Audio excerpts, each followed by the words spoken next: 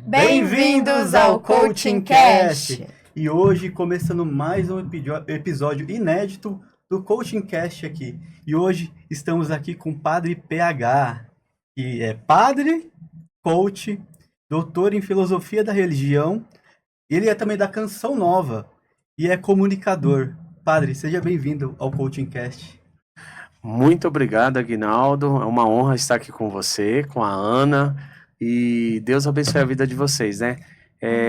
Aqui na Vila Mariana, fiquei muito tempo trabalhando aqui na Canção Nova, ajudando com o programa Dai-nos a Bênção. E agora a gente tem um programa muito especial na Milícia da Imaculada com o Frei Sebastião, chamado Evangelizar Transforma. Né? Então, é uma bênção estar aqui com vocês. Faço votos que a gente tenha um bate-papo maravilhoso. Tenho certeza que vai ser. Muito obrigada por aceitar o nosso convite. É um prazer conhecer você. Que simpatia. E tenho certeza que o nosso bate-papo hoje vai ser um bate-papo de despertar muitas pessoas. Sobrenatural, né? Amém. Eu que agradeço. Essa bênção eu conheci num treinamento. Eu falei para você um pouquinho, né? E graças a Deus, Deus apresentou e também apresentou você agora. Amém. Nosso amigo que está aqui nos bastidores, nos filmando. Deus abençoe. Tamo junto. Amém. Padre, começa contando pra gente. Por que você buscou o coach? Isso é uma coisa muito interessante. Eu tenho que fazer jus.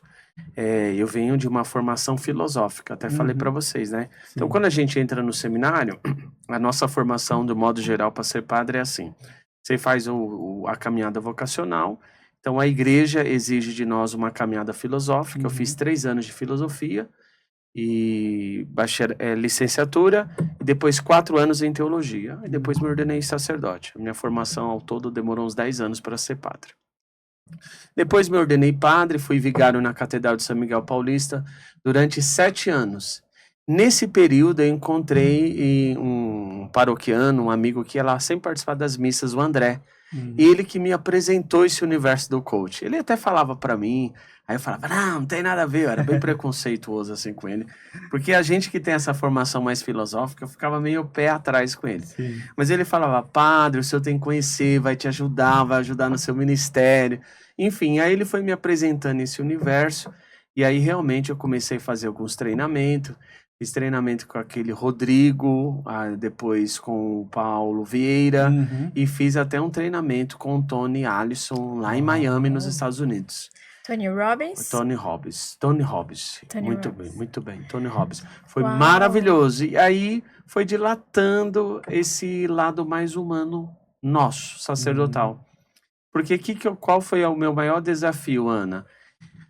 Quando eu me deparei, porque assim, a nossa formação para ser padre, então a gente vai ser padre. Então minha formação, perdoar pecados, celebrar a Eucaristia, sacramentos, enfim, tudo isso era muito bom. Só que de repente também eu me tornei um gestor de pessoas. RH, gestão, liderança, tudo isso para mim era novo e desafiador. Você imaginou que seria assim? Não, eu era assustador. Imagina, depois eu assumi a paróquia, porque gestar uma igreja... É como também se fosse uma empresa, né? Exatamente, Agnaldo. É como falei, meu Deus, e agora, José? E aí eu lembrei do André. Aí ele falou, faça a formação em coach. E realmente o coach me ajudou muito nessa capacidade de gerenciar conflitos, liderança. E a gente sabe esse autodomínio, essa autodisciplina que parte sempre da gente. Você acha que trouxe essa parte de inteligência emocional de uma maneira que agregou no seu trabalho? Olha, eu vou falar assim para você, porque assim, existe muito preconceito ainda nesse lado do coach. A gente sabe, existem profissionais e profissionais, então a gente pode falar assim, existe padres e padres, pastores e pastores, professores e professores, políticos e políticos, coach e coach. Mas o universo do coach, de um certo modo, a base do universo do coach é a inteligência emocional. É verdade. Então isso me ajudou muito, porque para nós que temos uma formação cristã, essa inteligência emocional está ligada aos frutos do Espírito. Bondade, mansidão. Só que o coach, o que é legal do coach? Ele te dá um mapeamento. Então ele te dá um norteamento, ele te dá um método. As ferramentas. As ferramentas. E aí você fazendo isso com as duas realidades, aquilo que o Papa São João Paulo II dizia, né? Quando você junta fé e razão, isso te dá um equilíbrio muito grande, que são duas asas. O Papa São João Paulo II dizia que para você viver uma vida de santidade, você precisa de duas asas. Essas duas asas são fé e razão. Você precisa de uma fé, porque a fé lida com o mistério, com o improvável, com o imponderável. Nós não somos dono da vida. A vida é cheia de surpresas, Sim. altos e baixos. Então a fé te dá essa força. E ao mesmo tempo a razão, ela te dá esse discernimento, essa racionalidade. Então o mundo do coach, ele me ajudou muito e ajuda qualquer pessoa que queira fazer esse caminho. No final, um completou o outro, né? Exato. Completa o outro, porque a fé, o espiritual, ele te traz aquela energia do espírito. E a razão com o coach, ele se junta nessas duas partes de você saber a clareza daquilo que você quer para sua vida. O que eu quero assim, partilhar muito com vocês é a parte do Uhum. meu ministério. Então, por Sim. exemplo, eu sou padre há 17 anos. Então, eu percebo hoje, o mundo mudou muito, está mudando Sim. cada vez mais. Então, hoje a gente lida com depressão, solidão, síndrome do pânico. Sim. Então, às vezes, por exemplo, eu faço os atendimentos, eu tenho atendimento pastoral. Então, as pessoas vêm, falam, às vezes as pessoas falam, padre, eu quero confessar. Sim. Aí elas vêm confessar, porque o que é confissão para nós, do universo católico? É você chegar e reconhecer o seu pecado. Não é muita história. Então, eu errei, eu matei, eu pequei, eu adulterei, eu fiz isso. Aí a pessoa, ela começa comigo. Ela fala assim, padre, então, sabe? Ela quer fazer da confissão uma terapia. Por quê? Porque a pessoa não tem noção de consciência. O que eu mais gosto do mundo do coach é o que? O coach te dá a autorresponsabilidade, a Sim. consciência. É verdade. Né? Quando você tem esse despertar de consciência, a vida fica mais clara. Com clareza é mais fácil de dar certo. Porque se você não sabe o que você é, quem você é, por que você está aqui, a gente fica culpando os outros. E é até interessante, porque até o pecado precisa de uma clareza. Senão a gente fica culpando os outros. Então, eu acredito muito que o universo do coach, ele ajuda muito nesse universo de clareza, da consciência, da luz, né? Eu, particularmente, acredito muito e vejo grandes profissionais e até hoje me ajuda muito no meu ministério sacerdotal. Como você consegue dividir a parte de como padre e como coach? Ver essas duas vertentes, né? Olha, eu vou falar a verdade para você. Você, Aguinaldo e Ana, aqui. Eu quase não faço atendimento de coach. Quase não faço. Primeiro, pelo tempo. Sim. E pela prioridade mesmo. Então, assim, claro, uma vez ou outra, alguma pessoa até atendo como sessão.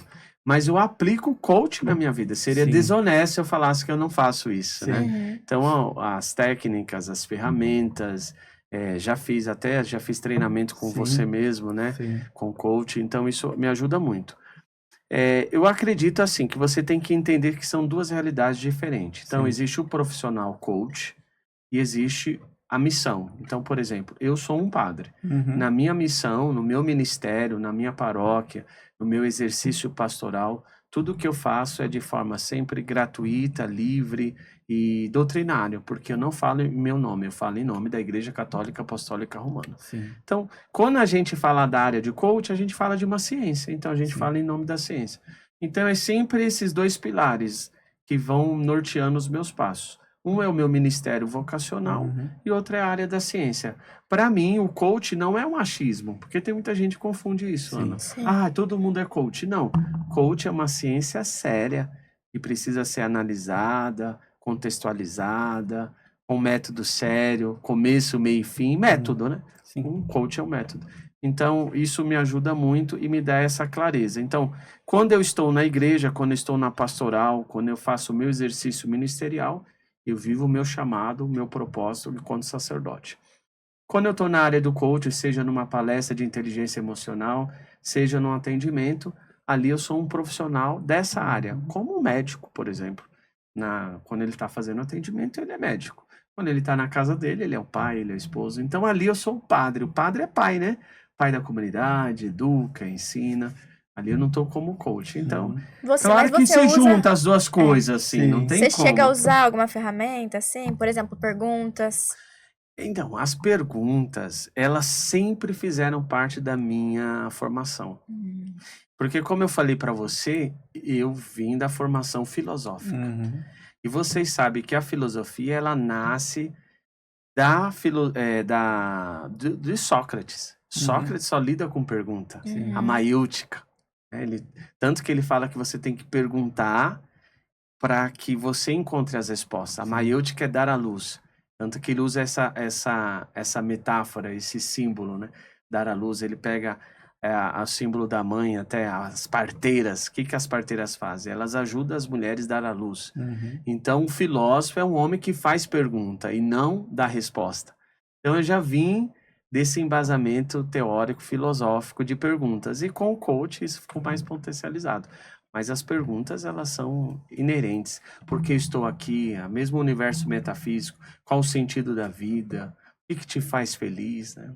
Deus existe ou não existe? O Sim, diabo sim. existe ou não existe? Sim. Essas coisas. O senhor já tentou colocar treinamento de inteligência emocional dentro da sua comunidade? Já fiz isso, Uhum. há 3 anos atrás, antes da pandemia, com o nosso setor, porque ali onde eu sou coordenador de setor. Então, tem Uhum. outras paróquias. Na época, nós éramos 10 paróquias. Eu fiz um projeto e fizemos um curso de liderança, Uhum. onde a gente trabalhou inteligência emocional e espiritualidade. As Foi pessoas muito, aceitam bem? muito. Foi um encontro maravilhoso. E uma hora ou outra, sempre também, na nossa paróquia, a gente sempre faz, eu sempre estou fazendo um treinamento. Agora, sempre com essa base, né? Eu sempre procuro, porque o meu pilar é a espiritualidade. Sim. Então, não tem Uhum. como, sou um sacerdote. Uhum. Então, para mim, sempre o caminho é o espiritual. Às vezes você tem outras vias, tem gente que valoriza mais a inteligência emocional, tem outros que valorizam mais a inteligência financeira. Uhum. Eu valorizo mais a inteligência espiritual. Acho que quando você está alinhado espiritualmente com Deus, até a gente conversava isso antes de Sim. começar aqui o podcast. Eu acredito que todas as áreas começam a funcionar. Com certeza. O problema é que as pessoas elas não sabem o que é uma conexão espiritual. Elas têm um discurso religioso e Uhum. acham que tem uma espiritualidade que é totalmente diferente. Você acha que as pessoas começaram a buscar mais pós-pandemia? Eu acho que a busca está aí. Né? Eu acho que com a pandemia o véu de Maia caiu. Eu acho que Uhum. as pessoas elas perceberam que precisam de Deus ou de alguma coisa. O que eu acho que com a pandemia acabou assim, não dá mais para ficar em cima do muro. Eu Você tem acredito, visto isso na eu igreja? percebo isso em tudo. Ou você crê ou você não crê. Sim. Ou você é feliz ou é infeliz. Hoje a gente sente isso, né? Você já olha nos olhos e você já vê, Uhum. não, essa pessoa é feliz, essa é frustrada, essa, coitada, esse é perdido. Porque hoje, por mais que você tenha uma estética, uma coisa externa, hoje o valor interno é muito maior, né? Então hoje, às vezes, você vê uma pessoa extremamente realizada, do seu ponto de vista financeiro, mas frustrada.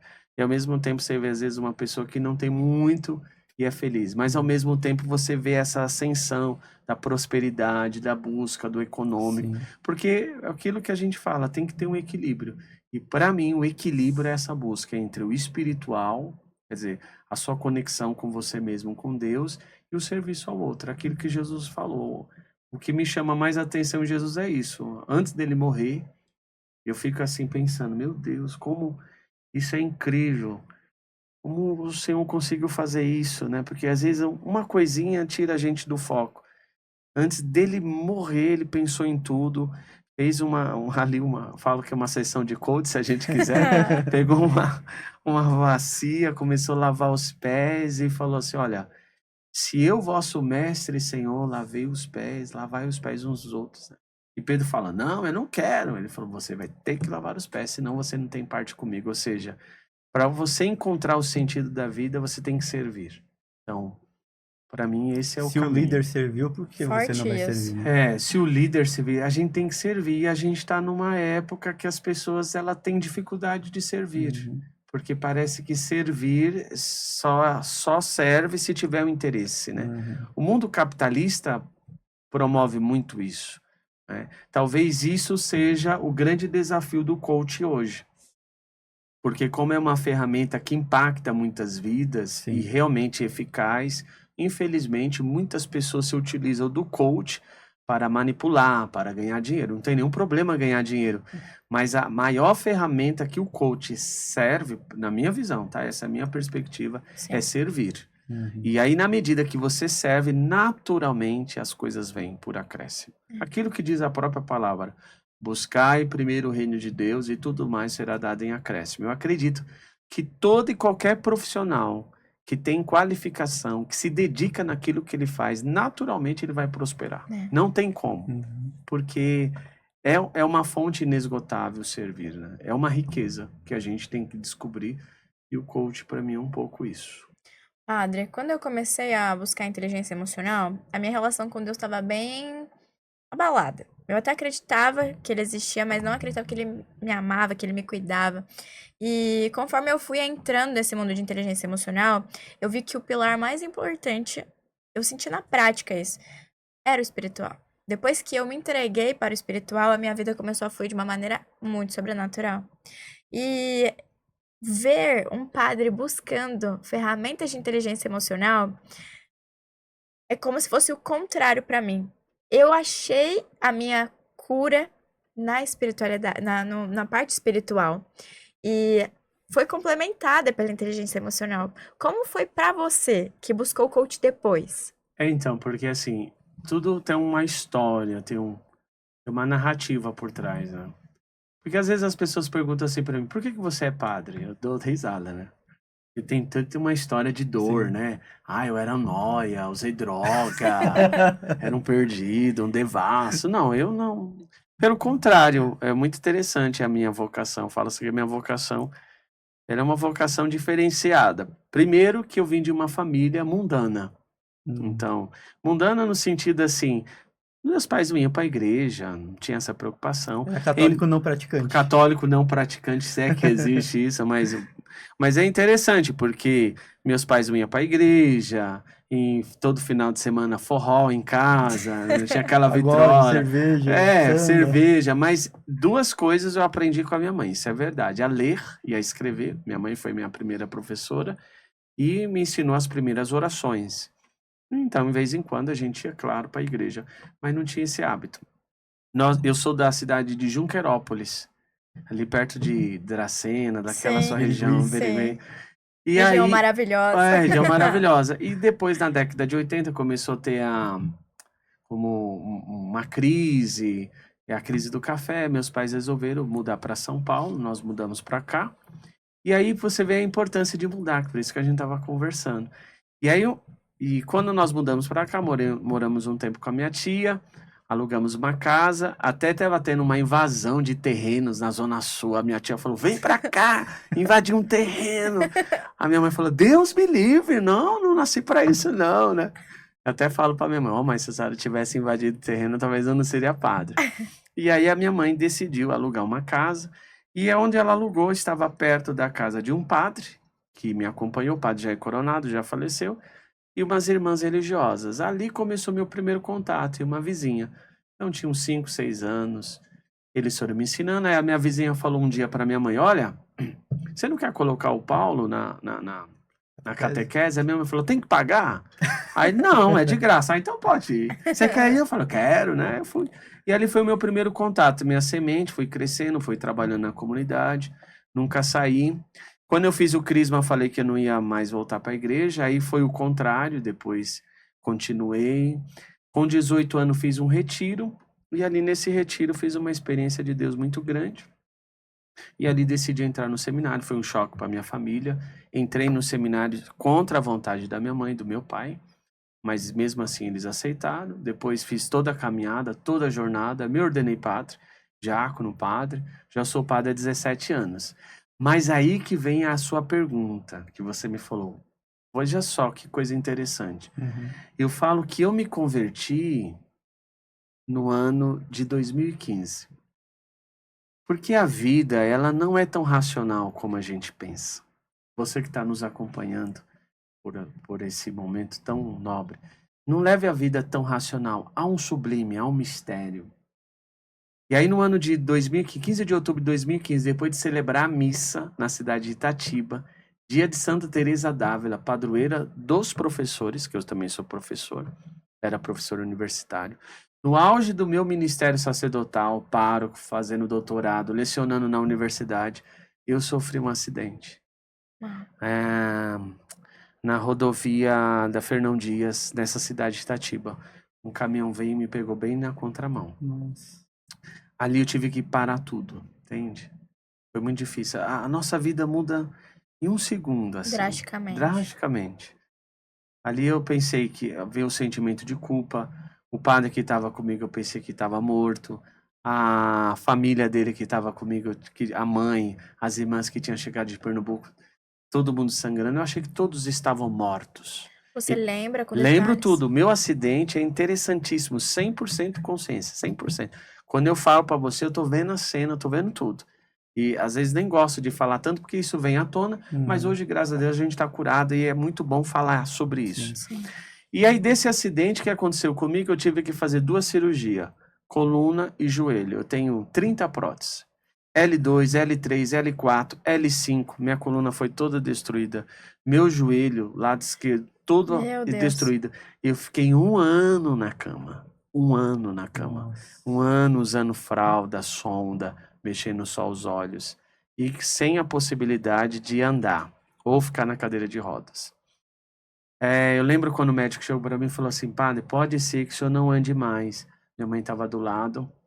Eu olhei para minha mãe e nós olhamos. Aí eu falei uma frase e minha mãe falou, e é até a frase que me acompanha até hoje: tudo posso naquele que me fortalece. Amém. Falei, Deus não faz nada pela metade.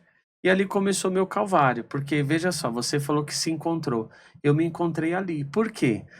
O que eu estava fazendo? Eu estava fazendo algo de errado? Não, eu estava fazendo o bem, estava trabalhando, estava lecionando. Só que eu não estava fazendo o meu propósito divino, que é educar, fazer as missas de cura e libertação, fazer a missão que Deus queria que eu fizesse. Porque Deus não quer que a gente seja um trabalhador, só um fazedor. O nosso Deus é um Deus que contempla as coisas. E eu já não estava mais contemplando, só fazendo. Entrou no automático. No automático. E ali eu tive que parar para contemplar. E aí o coach foi um grande alinhamento meu. Foi uma grande ferramenta que veio e me ajudou a diagnosticar aonde que eu estava equivocado. Seja enquanto pessoa, seja enquanto profissional, seja enquanto ministério. E eu tive que parar. Na época que eu sofri esse acidente, se vocês verem, eu tinha 120 quilos, era bem gordo Padre mesmo. PH, eu nem Depois imagino eu tenho você. não, é outra pessoa. Então eu falo que eu me converti depois de padre. Entendi. E querendo ou não, o senhor foi um milagre, né? Um pelo milagre. acidente que aconteceu. E a minha vida mudou 360 graus, porque assim, tudo que eu não queria era trabalhar com comunicação, trabalhar com internet, fazer entrevista. Eu nunca quis isso. Eu fugi igual o diabo foge da cruz. Mas aí Deus me pegou e falou: não, você tem que levar essa palavra. Enfim, hoje eu faço esse trabalho. Trabalho agora na Milícia da Imaculada. A nossa paróquia tem uma rádio Santa Rita de Cássia. Trabalhei muito tempo aqui na Canção Nova, Você aqui tá na com Vila podcast Mariana. também, não tá? Tem, podcast PH. Que Mas legal. eu mudei, eu me converti, para você Uhum. ter uma ideia. Então, não é porque você é padre que você não precisa de conversão, não é porque você é pastor que não precisa de conversão. Quando você A fala conversão é alinhamento com Deus. Eu ia perguntar isso. É Quando você fala alinhamento com Deus, conversão. porque às vezes as pessoas pega o profeta Jonas. Ele é profeta, ele recebeu uma missão. O Senhor falou para ele: Jonas, vai lá em Nínive. Anuncia a minha palavra, manda aquele povo se converter. Eu acho maravilhoso o livro de Jonas, porque eu era esse Jonas, eu falo isso, às vezes eu brinco com a pessoa. Toma cuidado que a baleia vai te pegar, né? Porque Jonas ele não faz nada que Deus manda. Ele pega o barco, vai para o outro lado, não quer nem saber. O barco começa a agitar, porque as ondas agitadas, quando você não tem alinhamento com Deus, quando você não está na sua missão, no seu propósito, no seu destino, nada vai funcionar. Ele tem que jogar ele embora, porque os marinheiros percebem que tem alguma coisa errada ali. Quer dizer, joga Jonas no mar, aí a baleia vem, pega Jonas e leva para onde? Para Nínive, para o lugar onde Deus mandou. Aí dá certo. Você veja que Jonas, É o único profeta da Bíblia que tem 100% de realização. A pregação dele converte 100% uma cidade. Caraca. Por quê? Porque ele tem alinhamento com Deus. Quando você está alinhado com Deus, tudo dá certo. Até o que não era para dar certo acaba Dá dando certo. certo. Dentro do coaching, e não só no coaching, né? Nessa parte também mais pegada espiritual, a gente fala sobre alinhamento, sobre propósito, mas que principalmente para você estar no seu propósito, você precisa estar muito bem com a sua identidade. Isso, inclusive, a gente estava falando no episódio passado. Como é para você, na visão de padre? Você também concorda com isso? Identidade é tudo. Só que hoje há muita confusão. A internet, ele é um universo que ajuda muito. Veja, vocês estão fazendo um trabalho maravilhoso, Amém. né? Impactando vida, transformando. Então, você que está nos acompanhando. Mas, ao mesmo tempo, quantos podcasts tem? Quantas falas? É verdade. O excesso de escolha complica, né? Então, às vezes as pessoas acham que hoje o acesso à informação é conhecimento. Informação é uma coisa, conhecimento é outra. Exatamente. O conhecimento é uma busca, demora. Conhecimento tem deserto, tem dor, tem cruz. As pessoas não querem, né? A maioria, às vezes, elas querem coisa muito rápida. E nada é rápido nessa vida. Dando tempo de Deus, né? Tudo é no tempo de Deus. Eu gosto muito da palavra de Deus. Eu estou redescobrindo muitas coisas agora na Sagrada Escritura. Até estou pedindo a Deus, Senhor, dá-me sabedoria, se é da tua vontade. Eu estou até querendo voltar a estudar a Bíblia, hebraico, para ler no original, porque eu estou encantado com a palavra de Deus. Claro que isso é tempo, enfim. Mas assim, quando a gente lê lá no livro de Gênesis, a criação, Deus cria o mundo. E Deus cria o mundo de forma processual. Porque às vezes a gente lê tão rápido. Primeiro dia, segundo dia. E cada dia que Deus cria, ele contempla. Ele não fala assim, não, tá bom, vai logo, não. Comemora, Se você né? não comemora, se você vê a vida de Jesus mesmo, Jesus tá com os apóstolos, daqui a pouco ele acampa, vai para um deserto, volta. Não fala assim, vamos Pedro, vamos João. E hoje a nossa vida é tudo tão rápido, as pessoas têm dificuldade de presença. Então, quando eu falo, para mim, tá? Na minha visão, Ana, quando você fala de identidade, eu falo de presença. Você jamais vai saber a sua identidade se você não tem consciência do momento presente. Identidade é você viver o tempo presente. Então, as pessoas têm tanta ansiedade por saber quem elas são, elas esquecem de viver o tempo presente. Esses dias uma mulher falou para mim, padre, eu não sei qual é o meu propósito, minha missão, babá, um monte de coisa. Eu falei para ela, a senhora tem uma casa, tem filhos, a senhora está cuidando da sua casa? Está lavando louça, está arrumando a casa? Se eu chegar hoje na sua casa, a sua casa está organizada? Ela foi regalando os olhos. Vou fazer uma pergunta para a senhora. Sua casa está organizada? Ela falou, não. Eu falei, então, ali começa a sua missão. Se você é fiel no pouco, o Senhor vai lhe confiar muito. Caraca. Então, a identidade, ela está ligada às coisas básicas. Então, na medida que você vai fazer no mínimo, acho que São Francisco dizia isso, né, Agnaldo? Se você faz o mínimo, daqui a pouco você vai estar, aos poucos, fazendo o extraordinário e depois o impossível. Mas Sim. você tem que começar pelo básico. Então, identidade, para mim, está ligada à consciência. Quem eu sou? A partir dessa pergunta muito forte, mas ao mesmo tempo simples, você vai construindo a sua identidade. Para mim, a nossa identidade já está construída, ontologicamente falando.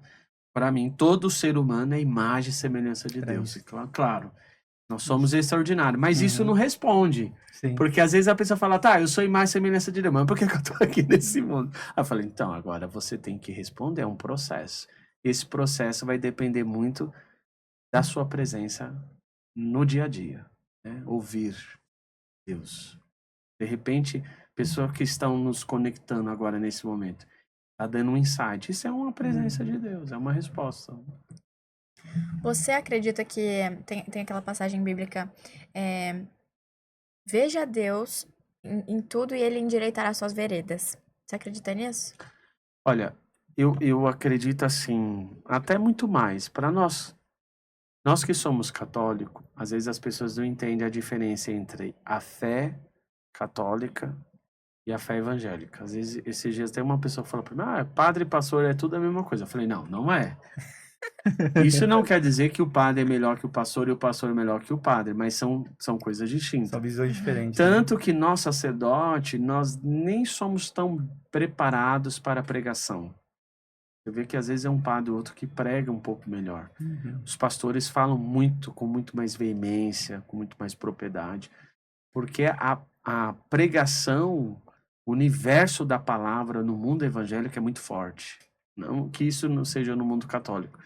Nós trabalhamos no universo católico, é o ritual, é o sacrifício, é a Santa Missa. Sim. São os símbolos, né? Então a gente trabalha muito com essa questão da liturgia, do momento da oração. Então, para a gente entender as veredas de Deus, a vontade de Deus, muitas vezes a gente vai ter que fazer um processo com começo, meio e fim. E muitas vezes fazer a oferta sem esperar a resposta certa. É aquilo que Jesus fala, né? Você está vendo os sinais, mas só o Pai sabe o momento certo. Então, para nós, o nosso maior desafio, enquanto sacerdote e enquanto cristão, é sempre saber o tempo certo. O tempo certo, o tempo certo é Deus. Sim. É verdade. Ele que vai dar esse tempo Às certo. vezes até no silêncio Deus está No te dando a silêncio. resposta. Exatamente. Do que você quer. Exatamente. E às vezes isso incomoda, porque a gente quer o... Eu tinha um professor de Bíblia que ele dizia assim, nós vivemos o mundo apocalíptico. Jesus está voltando e Jesus vai voltar. Aí ele falava, nós somos felizes? Sim. 100%? Ainda não. Quer dizer, essa tensão entre o já e o ainda não sempre vai ser, né? A gente nunca vai ser 100% feliz aqui neste mundo. Então, mas isso é para nós que temos fé, que acreditamos. Sim. Porque muitas pessoas acreditam que aqui, nessa vida, vai ser 100% feliz. Isso é impossível. Se você falar assim para mim, Padre PH, você é feliz como padre? Muito, 100%. Todos os momentos, não. Tem gente que me perturba, desafia a inteligência emocional. Mas faz parte do crescimento. Então, para mim, a vida é sempre um processo de aprendizado. E até porque nós precisamos das pessoas para a gente crescer. E aí, puxando o gancho para isso, padre, eu vejo que não são poucas, mas não é todo mundo que vai descobrir a evolução, que vai despertar para essa evolução, igual nós que tivemos acesso a um conhecimento poderoso que transformou nossa vida, ou até por essa parte espiritual, que a gente crê e acredita que existe um mundo abundante para todos. O que o senhor diz a respeito disso? Olha, eu vou falar do fundo do meu coração. Aí isso que eu falo para você, eu sou coach, mas eu sou um coach já espiritualizado, né? Eu falo que esse é o demônio da ignorância. Se tem uma coisa... Aquele livro, Mais Esperto que o Diabo, Napoleão Hill, do né? Napoleão Hill, ele fala muito isso, eu concordo muito com ele. E eu tô pegando um livro neutro, que não tem nada a ver com religião. Mas ele fala lá, né, que o diabo, ele fala uma palavra, ele gosta de ver pessoas alienadas. Eu acho que a gente chegou nesse auge da alienação. Tanta tecnologia, você vê, a gente tem possibilidade hoje de construir já casas em Marte, daqui a pouco a gente tem gente morando em Marte. É verdade. Mas a gente está com quantas guerras? Palestina, Israel, Irã, Rússia, Ucrânia. Aqui no Brasil, pessoas brigando umas com as outras. A gente falava política, assim, ó, né? depois da pandemia o mundo vai melhorar. Quer dizer, depois da pandemia, mais guerra. Por quê? Porque enquanto nós não percebemos que para evoluir, a gente precisa mudar a nossa consciência, entrar em contato com a gente mesmo e tirar a nossa ignorância, nós nunca vamos evoluir. Então, para evoluir, isso que você está falando, requer de nós um desprendimento do ego. Porque às vezes a gente acha que evoluir é conhecimento. O ego é orgulho, né? E o conhecimento, pelo contrário, ele alimenta mais o nosso ego. Eu vim da academia. Se tem um lugar de gente orgulhosa, é a universidade. É um melhor que o outro. É doutor fulano de não sei o quê. É doutor não sei o que não sei. É PhD não sei o quê. Mas não, eu tô falando mal dos doutores, pelo amor de Deus, gente. Não é isso não. Deus me livre. Eu só tô falando do ego. Só que o ego tá na academia. O ego tá na igreja. Eu tô falando a partir da minha realidade. Pessoas eram muito simples. Aí eu tô dando um exemplo para não para não rotular uma determinada pastoral movimento. Eu falei, olha, fulano, você vai ser coordenadora da vassoura. Pronto, a pessoa já mudou. Eu sou coordenador da vassoura, dá vassourada em todo mundo. Quer dizer, quando a pessoa recebe um título, um cargo, uma responsabilidade, ela já muda. Mas por quê? Porque o nosso ego precisa mudar. Isso é para todos. Então, para a minha concepção, a gente só vai conseguir evoluir quando a gente entender o ego, matar o ego. É aquilo que Jesus fala, né? Se alguém quiser me seguir, renuncie a si mesmo, tome a sua cruz e siga-me. Esse renunciar ao nosso ego é o nosso maior desafio. Seja no mundo do coach, seja no mundo empresarial, o ego. Porque assim, se a gente... E a única forma que a gente tem de destruir o ego, a gente volta para o nosso... o começo aqui da nossa reflexão, é servindo. Porque aí a gente percebe o servir, a gratuidade, a dopamina que é liberada no nosso corpo, né? Sem interesse. É o nosso maior desafio. Então, para mim, hoje, o nosso maior desafio é servir. Servir com amor mesmo. Sem esperar nada em troca. E eu vejo muito quando a gente serve, né? A gente sente o amor de Deus. É impressionante o quanto que eu tenho servido, tipo, no Método CIS, por exemplo, em vários lugares, e você vê que a presença de Deus ali é tão forte, e você vê a oportunidade de ver as pessoas mudando os seus resultados, é tão grande, que você sente realmente, assim, que o seu servir, a forma como você está trazendo para as pessoas, é muito especial, sabe? O seu íntimo fica melhor, você sente, assim, uma energia muito forte dentro de você. Então eu falo assim que você está servindo, não está servindo só para você, está servindo para Deus.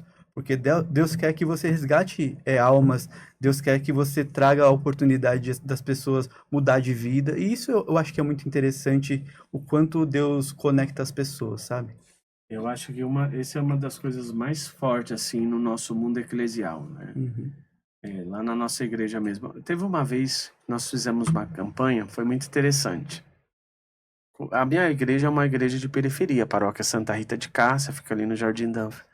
Falei, nós precisamos fazer alguma coisa, ser conhecida. Aí deu um insight na ideia, falei, vamos colocar rosa.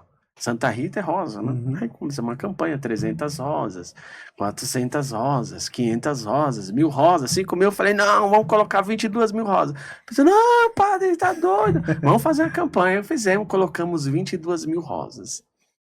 Aí dentro da igreja, aquela época, rosa não era tão cara, agora já não tá mais. Rosa tá igual o dólar, tá muito alto. Aí fizemos a campanha, mas aí eu entrei assim, depois eu saí, a igreja estava muito bonita, aquele cheiro de rosa. Quando eu saí, nas ruas, eu encontrei algumas rosas jogadas. Aquilo me deu uma tristeza, porque cada rosa daquela, na época, acho que custou 60 centavos, 70 centavos, eu não me lembro propriamente. Aí eu falei assim, meu Deus, nós estamos, olha, a pessoa nem valorizou, jogou esse dinheiro fora. Eu não vou fazer mais nada. Aí fiquei frustrado, falei, não vou fazer mais nada. A tristeza bateu no coração. Aí veio um amigo conversando, ele é muito inteligente, Eduardo, lá de Curitiba. Ele falou, padre, como que foi a campanha? E contei essa história. Ele falou, por que o ano que vem você não faz uma campanha diferente? Faz do alimento. Em vez de só colocar rosa, do alimento. E aí foi uma campanha tão interessante, movemos a comunidade. Só para vocês terem uma ideia, nós arrecadamos 30 toneladas de alimento. Caraca. Uau! Dessas 30 toneladas, nós mandamos para alguma instituição, Aliança da Misericórdia, o seminário, as comunidades. E aí foi muito interessante isso, porque aí tem um rapaz que trabalha comigo, assessoria, o Adriano, e falou, padre, por que o senhor não doa para a igreja evangélica? Eu falei, mas será que o pastor não vai ficar com raiva de mim? Vamos lá. Aí fomos lá, falamos, pastor, tudo bem? O senhor é o padre PH, já me conhecia. Falei, olha, eu tô com alimento, o senhor tá precisando. Bendito seja Deus, a nossa igreja tá precisando. Aí doamos 1 tonelada de alimento pro pastor da igreja Assembleia de Deus. Então, veja só, o servir nos aproxima até daquilo que parece que é diferente, e não é. Então, quando a gente serve, a gente percebe que eu sou humano. Entende? Sim. Então, às vezes as pessoas falam assim, padre, eu tô desanimado. Eu falei, vai visitar uma senhora. Às vezes eu levo, vamos trabalhar. Eu trabalho com as irmãs há 17 anos, eu celebro para as freiras todos os dias. Essas irmãs, a mais nova tem 60 anos. Então, uma tem 70, 80, 90.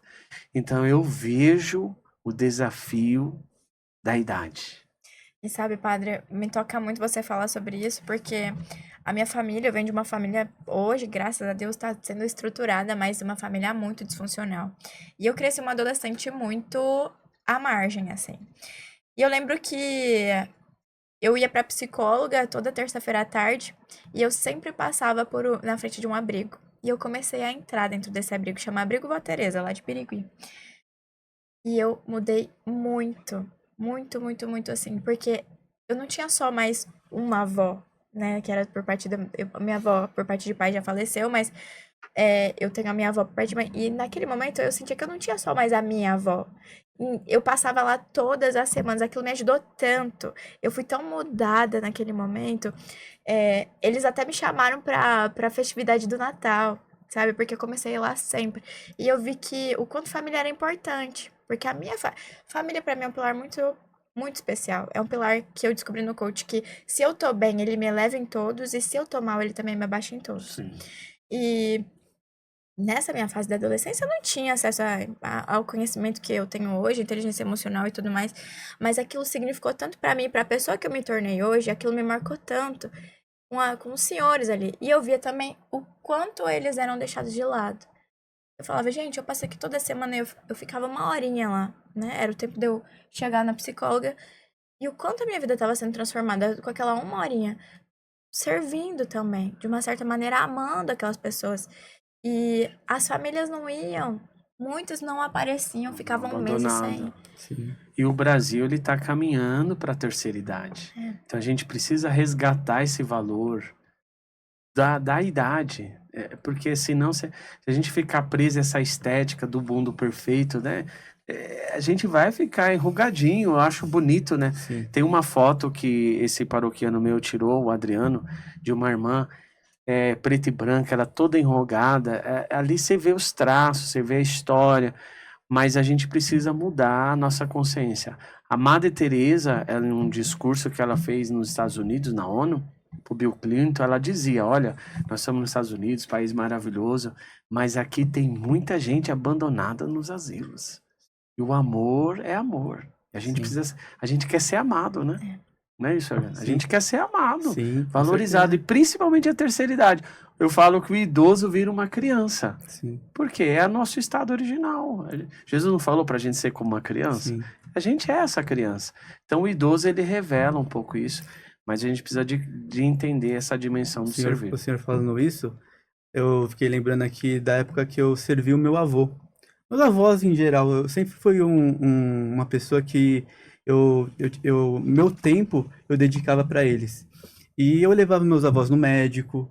Meu avô, que já faleceu por parte da minha mãe, é, toda quinta e terça, eu levava ele para fazer curativo, porque ele tinha má circulação na perna e ele tinha feridas na perna. E toda terça, quinta, eu ia servir, eu ajudava meus avós dirigindo e indo levar eles nos médicos. Eu sempre tinha essa coisa de servir os meus avós. E tanto que eu servi eles, me deixava tão feliz, tão grato, porque eu sentia que a evolução dele naquele momento em que ele estava passando por apuros. E não é só isso, traz muito também aquela coisa de milagre. O meu avô, padre, ele foi muito milagre. Meu avô, para você ter ideia, a senhora falou de Santa Rita de Cássia, ele nos momentos que ele estava nesse momento de dor, porque ele sofria muito com dor. Dor na perna direto, praticamente 24 horas por dia. Mas chegou um momento em que ele quase amputou uma perna dele. Os médicos já tinham até marcado a amputação, já tinha falado a data que ia ser a amputação. E o meu avô, ele estava na casa dele, deitado tudo, e ele estava de olhos fechados. E do nada ele escutou uma voz falando com ele. E era Santa Rita de Cássia falando assim, em nome de Jesus, eu venho anunciar que o senhor vai ser curado dessa doença que o senhor está. Em pouco tempo o senhor vai estar andando, vai estar vivendo a vida que o senhor quer. E a partir dali, ele ganhou um gás, ele ganhou uma espiritualidade de fé tão forte que eu falo que você sentia assim a energia. É uma coisa muito interessante depois que aconteceu isso. Eu e minha família, a gente fez a caminhada para Aparecida, né? A gente andou na Dutra. E no momento que a gente estava andando na Dutra, isso foi em 2017, o meu avô, ele tava indo fazer o curativo, a única coisa que faltava para cicatrizar era um ossinho que estava solto, e esse ossinho descolou. No momento que a gente estava caminhando para Aparecida, no momento que a gente estava caminhando para Aparecida, a gente chegou lá, o meu avô teve esse milagre e o pé dele fechou. Então eu falo assim, que essa coisa do servir, essa coisa de você ver o milagre acontecer é tão forte na minha família, é tão forte que eu até me emociono, assim, sabe? Que realmente, assim, Deus faz o milagre e Deus, ele traz isso na minha família. E isso é interessante, porque você vai falando isso e às vezes quem não vive essas experiências fala, esse povo é tudo doido, né? Isso é mentira, é contando historinha.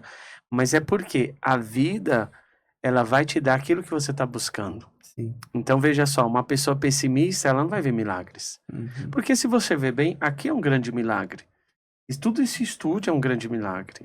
A minha vida, a sua vida, a vida do Agnaldo, é tudo temporário, tudo tem um começo, meio e fim. Sim. Um dos livros que eu mais gosto da Bíblia, dessa passagem, é assim, há um tempo para cada coisa. Você viveu bem o tempo com seu avô, mas tem gente que não viveu. Uma vez eu fui no cemitério e fui celebrar uma exéquia de um jovem, morreu paroquiano, muito jovem, e eu achei muito interessante ali. Porque o jovem era filho dessa paroquiana, sua mãe. Aí tava a mãe dele, a avó dele, a bisa.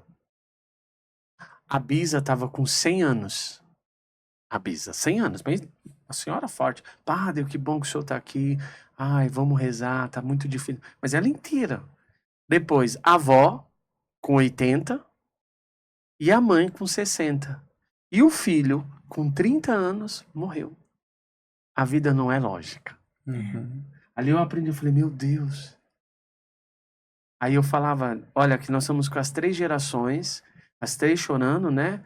A mãe, enfim. Então, enquanto a gente não entender que a vida não é lógica e cada momento é um milagre, e a gente pode ver muito mais milagre mudando o nosso olhar, a gente não vai ter história para contar. É verdade. Porque a gente aprendeu a servir. Então, assim, na medida que a gente vai se abrindo, e eu gosto muito do universo do coach, é isso, né? Eu acredito muito que o coach é essa ferramenta para dilatar a nossa consciência. Tão fragmentada, tão frágil. Hoje você vê, as pessoas hoje são muito mimizenta, muito chata, você não pode falar qualquer coisa, é o politicamente correto, enfim, tem uma série de normativas. Então, a gente sabe muito bem disso. Quanto mais leis, mais é uma sociedade frágil. Então, você vê que nós estamos sendo muito frágeis, nossas crianças são frágeis, nossos adolescentes são frágeis, e a gente tem que enfrentar esse antifrágil. E o mundo do coach vem nos mostrar isso, porque o ser humano é uma potência. Nós somos em mais semelhança de Deus, Sim. nós somos uma potência, nós somos seres de criação, mas para criar precisa coragem, precisa verdade, precisa força, né? Cura também. Cura. E tudo isso requer de nós o encontro consigo mesmo. E o coach, eu acredito que auxilia muito nesse universo. Sim. E padre, o que você orienta a fazer com as pessoas que não vão para esse encontro? Como lidar com elas? Vou fazer igual São Paulo fala, entrega para Satanás. Ai, meu Deus do céu, tô brincando, gente, não. Olha, eu acredito muito naquilo que Jesus fala. Eu vou falar uma palavra pesada, mas Jesus, ele fala uma coisa que eu acho muito forte para os dias atuais. Não jogueis pérola aos porcos. Se você pegar... Eu quero falar com muito amor, se não gera um preconceito brincando, porque é um momento... Isso que você falou é uma pergunta muito forte. Se você pega a vida de Jesus, a biografia de Jesus, e a gente encontra essa biografia nos evangelhos, você não vai ver em nenhum momento Jesus oferecendo ajuda. Olha, eu tô aqui para ajudar você. Pelo contrário, toda vez que alguém se apresentava a ele, ele perguntava: o que você quer? Era um cego, ele perguntava: o que você quer? Aí o cego falava: eu quero ver. A mulher do fluxo de sangue: o que você quer? Eu quero ser curado dessa hemorragia. Né? Morte de Lázaro. Lázaro morreu, não, mas Lázaro vai viver. O que você quer? A vida. Então, é muito importante, assim, a gente só pode ajudar quem quer ser ajudado. Se você vê bem, quando alguém vai se afogar. Esses dias eu estava no Rio de Janeiro, e depois eu fui da conferência, eu fui dar uma volta na praia, fiquei ali sentado. E aí, de repente, eu vi uma muvuca, assim, todo mundo correndo. Aí o bombeiro entrou para ajudar uma pessoa que estava sendo afogada. Eu achei muito interessante, fiquei observando aquilo.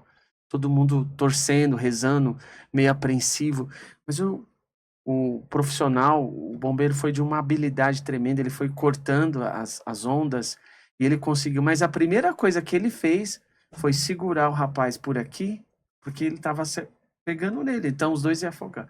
Segurou, acalmou ele foi cortando as ondas e trouxe aquele rapaz, aquele jovem, até ali na beira do mar e, enfim, o ajudou.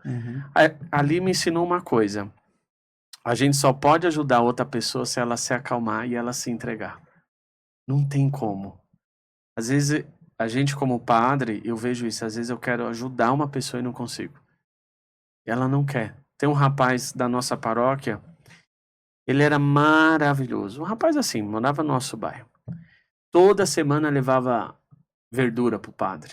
Ele ia no final da feira, pegava tomate, legumes, ele levava para mim. O nome dele é Paulo, meu nome.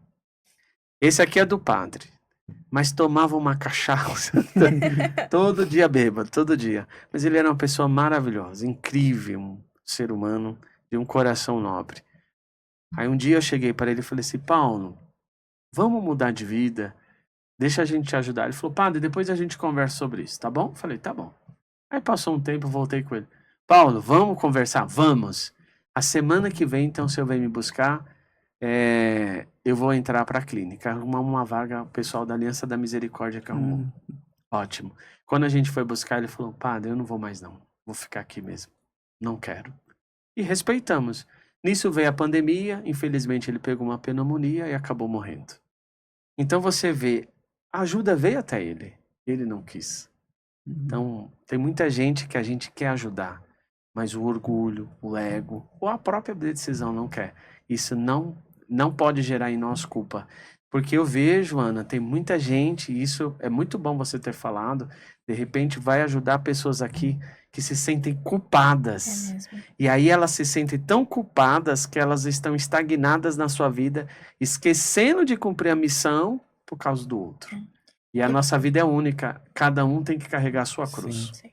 E a gente tá falando tão forte nesse episódio sobre família, eu vejo isso principalmente dentro das famílias.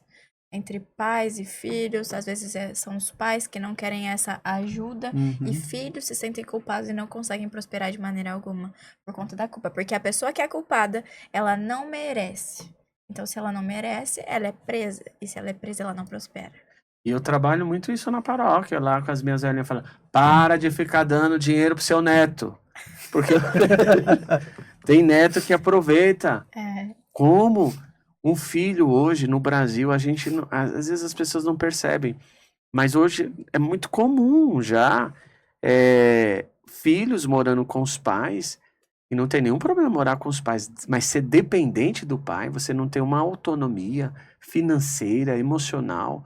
Meninos e meninas de 30, eu falo meninos, jovens, homens, adultos. Que na verdade são meninos que ainda, são né? com idade de adolescente, e pai e mãe.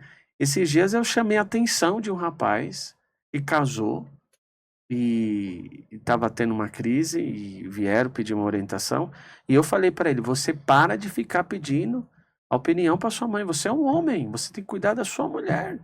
E a sua mulher tem que cuidar da sua casa. Então hoje a gente percebe uma disfunção em várias áreas, e eu acho que isso é muito perigoso, sobretudo no universo familiar. Às vezes as pessoas têm que entender que família é a base de tudo, mas cada macaco no seu galho. Né?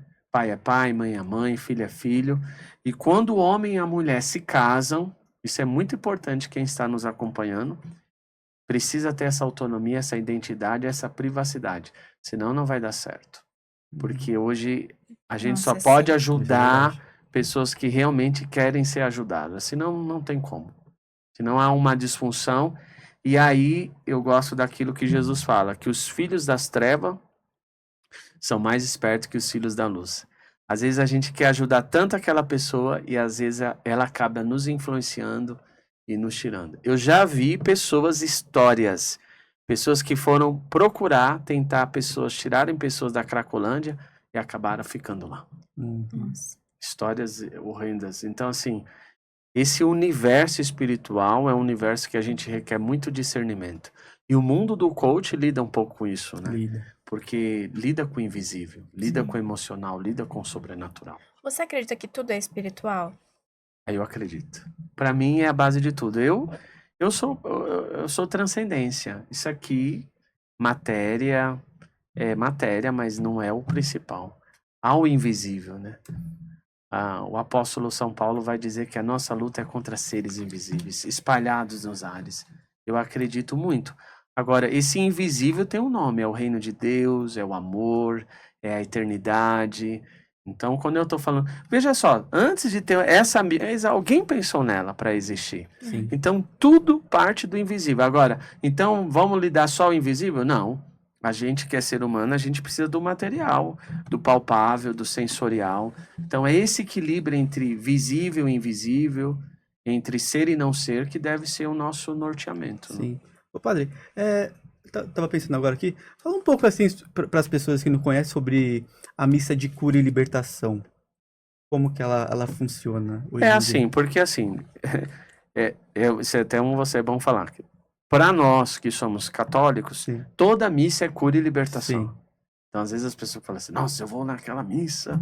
Às vezes até brinco com a pessoa, então fica em casa. Às vezes as pessoas, padre, eu gosto da sua missa, e faz a gente chorar. Eu falei, então fica em casa escutando Roberto Carlos, que você vai chorar.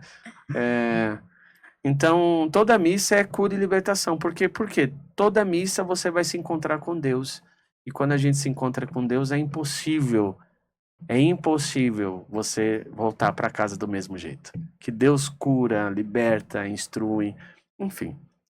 Mas há dentro desse processo, na Igreja Católica, um movimento chamado Movimento da Renovação Carismática Católica. E esse movimento carismático, ele lida mais com os dons do Espírito, os dons pentecostais. E aí a gente tem essa missa mais carismática, mais com palmas, mais específica. Tem algumas pessoas que não gostam, eu falo, não precisa ir. Né? Nem todo católico tem que frequentar esse tipo de missa. Isso não faz parte da doutrina da nossa fé.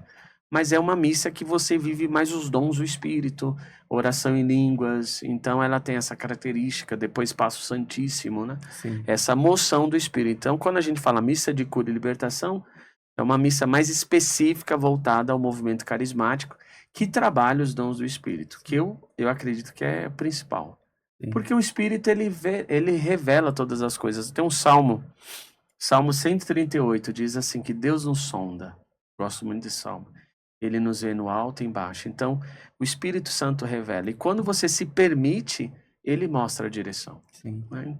Então, a missa carismática de cura e libertação é um pouco essa missa que trabalha de forma mais visível os dons sobrenaturais do Espírito Santo. Padre, quando a gente fala de dons sobrenaturais, a gente fala de cura também? Fala de cura. Então, agora a cura tem um processo. Por exemplo, eu acredito muito que esse podcast de vocês estão curando muita gente. Inclusive eu. Que bom, eu também. Não, assim, eu falo praticamente todos os episódios agora, eu tenho falado isso. O quanto isso aqui tem sido cura na minha vida. E a gente passa 1 hora com os nossos convidados, né? Mas só nesse pequeno espaço, não só os exemplos que são dados, mas as palavras que são lançadas aqui, tudo tem se transformado na minha vida. Hein? Tá Nossa sendo vida muda, né? sobrenatural. Tá bem Porque assim. o conhecimento liberta, né? Sim. O que é a psicanálise se não você sentar no divã e falar e o outro ouvir? E querendo ou não, aqui a gente tem que ouvir, sentir, né? Sim. Nós somos essa frequência, essa energia. Então, ao mesmo tempo, você fala, você está sendo curada, mas eu também estou sendo. Né? Há esse movimento. Às vezes a gente não... Mas isso acontece a todos os instantes na nossa vida. É que às vezes a gente está tão no piloto automático que a gente não percebe, né? E uma vez eu fui fazer uma viagem, estava para o Acre, fui participar de uma ordenação de um amigo meu, levei minha mãe. E aí nós inventamos de ir para Bolívia. Fomos para Bolívia lá, foi tão engraçado. E aí fui na Bolívia, aí eu fui de apaisana, fui com a minha camisa do Corinthians, né? Que eu sou corintiano, graças até os meus pecados. Vou de Corinthians. Aí cheguei lá, no outro lado na Bolívia, nossa, que situação, enfim. Aí, daqui a pouco eu tô lá parado, aí veio um menino, eu falei, lá vem esse menino, já vem pedir esmola, que não aguentava mais, todo mundo pedindo. Aí o menininho, desse tamanhozinho, pequenininho assim, tinha uns 6 anos, 5 anos no máximo, olhou pra mim e falou, posso te fazer um pedido? Eu falei, fala. Eu falei, na minha cabeça, sabe? Sim. Eu falei, vai pedir dinheiro. Eu posso te dar um abraço? Porque eu tô vendo que você tá com a camisa do Corinthians, e eu sou corintiano, e eu senti que eu tenho que te dar um abraço. O menino, Meu aí ele veio e me Deus. deu um abraço. Aí quando ele me abraçou, o Espírito Santo falou pra mim, tá vendo como você é ignorante? Como você tá no piloto automático? Então, às vezes, a gente tá tão no pronto, no piloto automático, que a gente nem percebe a grandeza, né? E ali foi um chacoalhão pra mim, me marcou muito, porque aquele menino me falou muito. Porque eu não tava inteiro, eu tava no ego, né? A gente tá falando de ego, né? Tava pensando em mim. E às vezes, quantas vezes no decorrer da nossa vida, no dia a dia, a gente não é capaz de agradecer, muito obrigado pelo copo d'água. A gente vai vivendo de forma tão frenética, tão É alienada, automático mesmo. tão né? agressivo. Para mim, hoje está sendo um maior desafio, é isso, né? Estar presente no presente. É verdade. Talvez para mim hoje seja o nosso maior desafio na cidade de São Paulo, com tantas funções que a Com gente tantas tem, informações. formação, então estar inteiro. Então isso é curativo. E com certeza esse universo espiritual ajuda muita gente.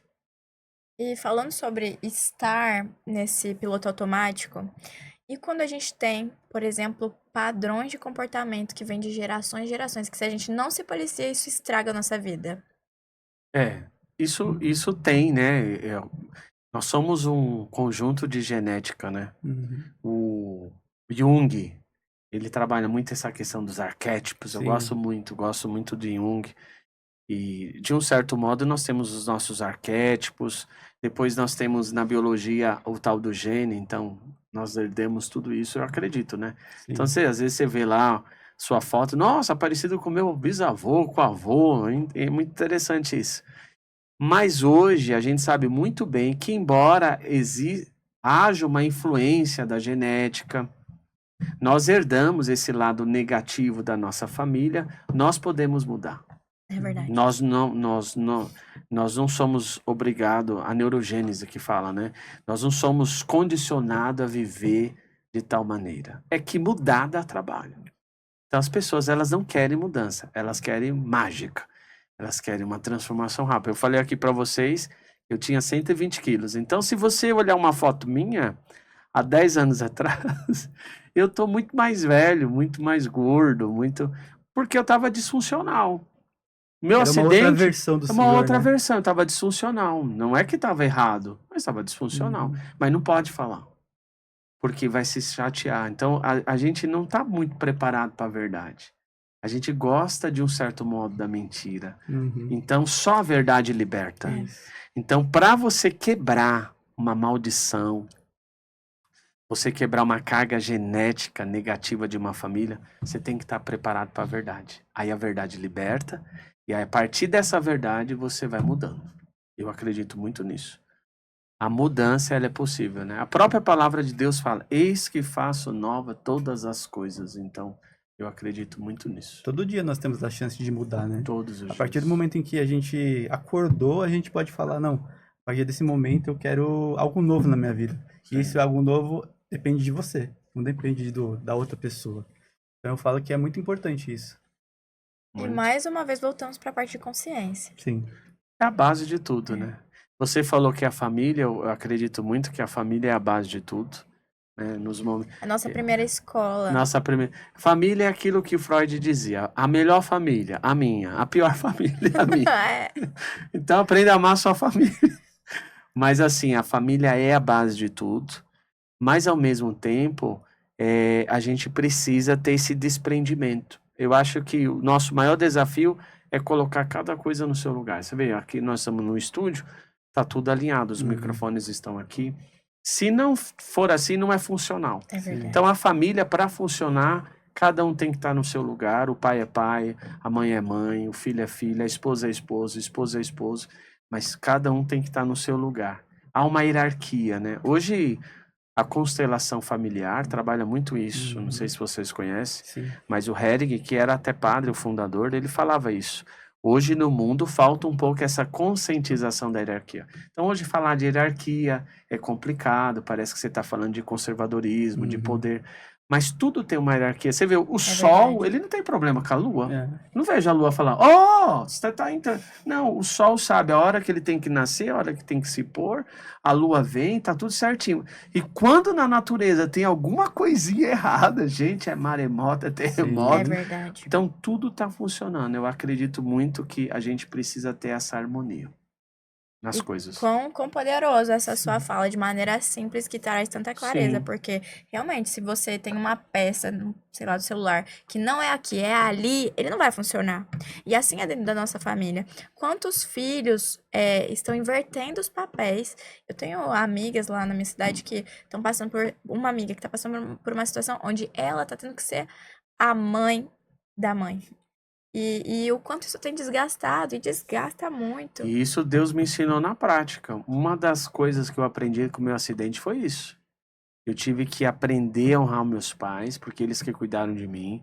Sobretudo meu pai, que às vezes eu achava que eu era mais que meu pai, né? Por conflitos que a gente teve no passado. E foi muito bonito isso. Meu pai cuidou de mim. Quando, na hora que eu mais precisava, um momento, ele me abraçou, me levantou. Era de madrugada, eu não conseguia levantar. E o Espírito Santo falou para mim, aí, você acha que você é mais que seu pai? Você não é mais que seu pai. E às vezes a gente acha porque o título, ninguém é mais. Pai é pai, mãe é mãe. Por isso um dos mandamentos, honrar pai e mãe. Só que às vezes a gente confunde honrar pai e mãe com obediência plena. Às vezes você vai ter que desobedecer seu pai e sua mãe, por exemplo. Eu tive que desobedecer. Meus pais não queriam que eu fosse padre. Mas isso é uma desobediência, mas eu sempre honrei. E Deus vai nos ensinar isso. Honrar cada um. Honrar as pessoas que nos ajudam. Sim. Às vezes você não tinha nada e aquela pessoa te ajudou. E agora você tem, você não honra mais. A honra, né? Então são valores que a gente precisa sempre estar atento. Porque é essa que dá a grandeza da vida, a nobreza da vida. E eu acredito nessa perspectiva, que o coach vem nos ajudar muito nesse processo de despertar da consciência. É verdade. Se não for assim, não faz sentido. Só que não é só o coach. Veja só, o coach é um despertar da consciência.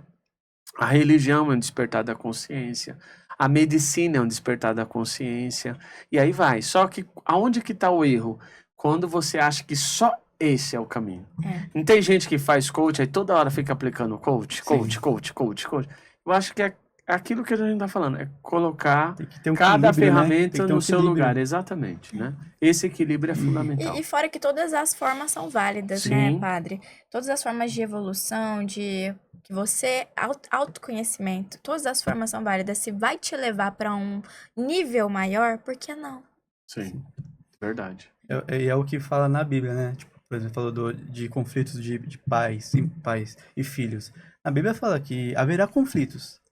Haverá momentos onde que você vai ter conflito com seu pai e com sua mãe, mas honra teu pai e tua mãe. E o resto vai acontecer.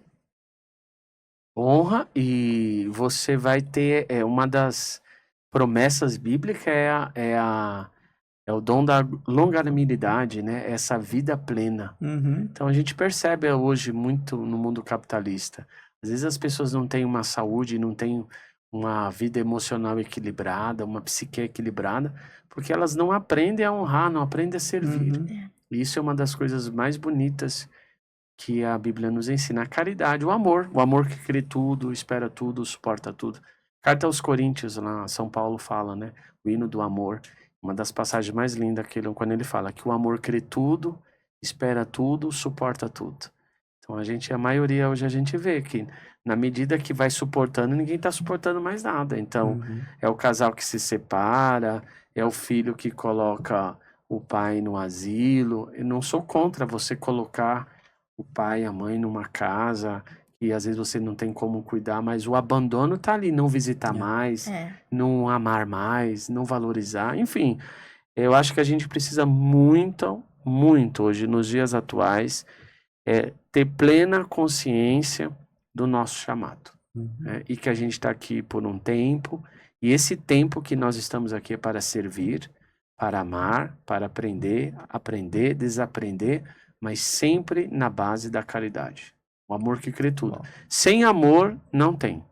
Eu acho que um profissional, ele se destaca pela sua paixão. E quando eu falo paixão, é pelo amor mesmo, pelo amor que você faz e serve ao outro. Né? É verdade.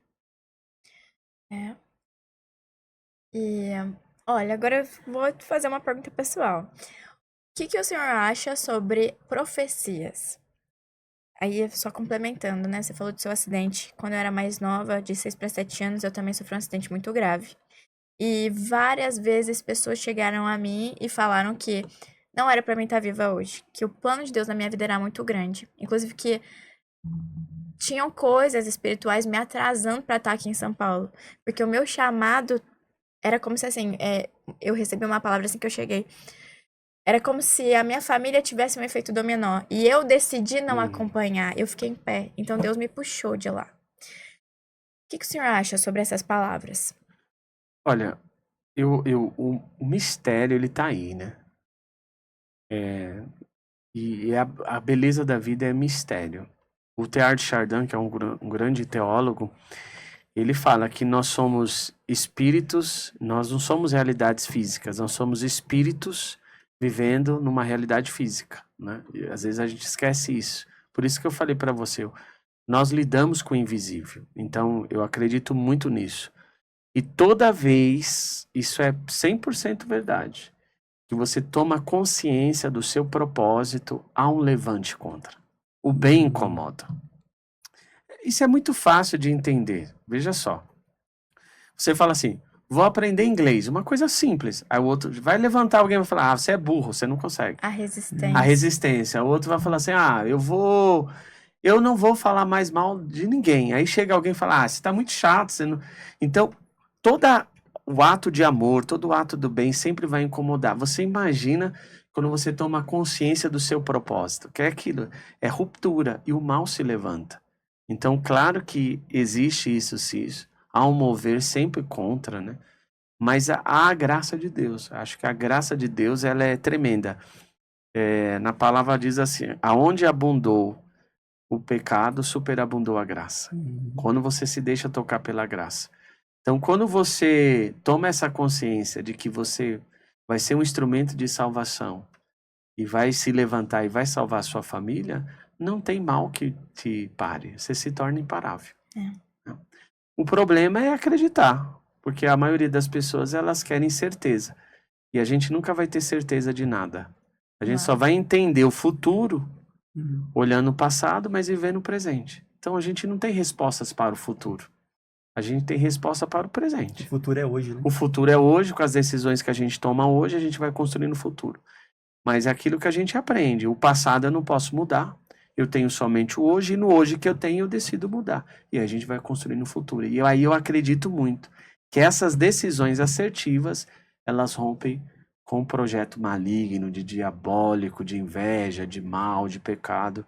Eu acho que todo mal ele é destruído quando você toma decisões 100% no tempo presente. Aplicada à luz da fé, à sua espiritualidade, a gente se torna uma bomba atômica. A gente é uma energia nuclear tremenda, né? Nós somos luz, né? Sim. Somos luz. Se você pega o livro de Gênesis, eu estava fazendo uma reflexão esses dias. E eu acho lindo. O primeiro ato de criação de Deus foi a luz. A luz vem antes do sol. Quer dizer, Deus não segue nenhuma lógica. Deus primeiro criou a luz, quer dizer, o Espírito de Deus pairava, diz lá no livro de Gênesis, pode pegar. Mas o primeiro ato que ele fez é a luz. Por quê? Nós precisamos de luz. Quando a luz entra, vem a criação. E a luz, se você pega Na tradição hebraica, luz, verdade é sinônimo. Verdade, quem tem verdade tem luz, quem tem luz tem verdade. Luz, verdade, consciência. E o que é consciência se não trazer a luz? É verdade. Então, tudo isso está conectado com o nosso universo espiritual e com certeza isso que você está falando, Ana, é verdade sim. Toda vez que a gente faz uma opção pela luz, as trevas vão tentar se manifestar, mas a palavra de Deus é bem clara. Quando a luz chega, dissipa as trevas.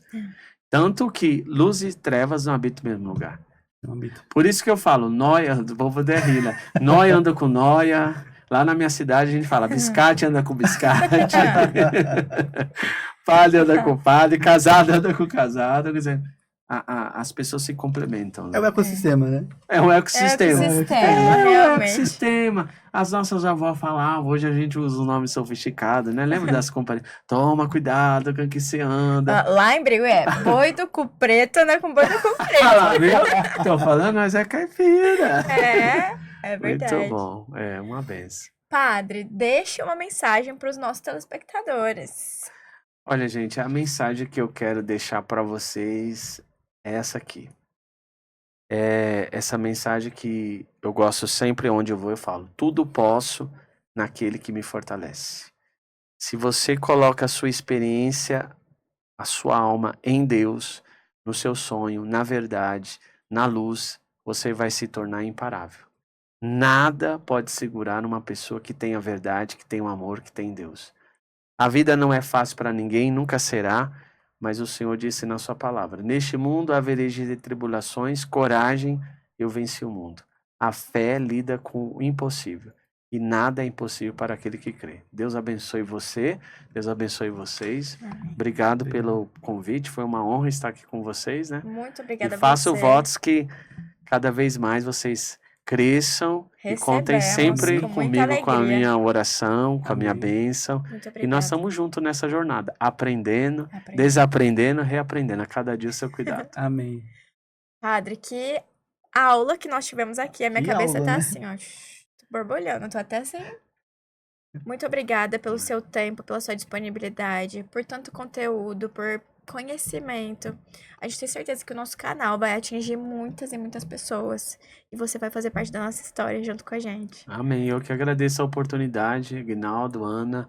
Obrigado, pessoal que está aqui nos bastidores, né? Vocês veem a gente assim, gente, tem muita gente trabalhando, né? Deixando a gente mais bonita, pegando um lado das bochechas.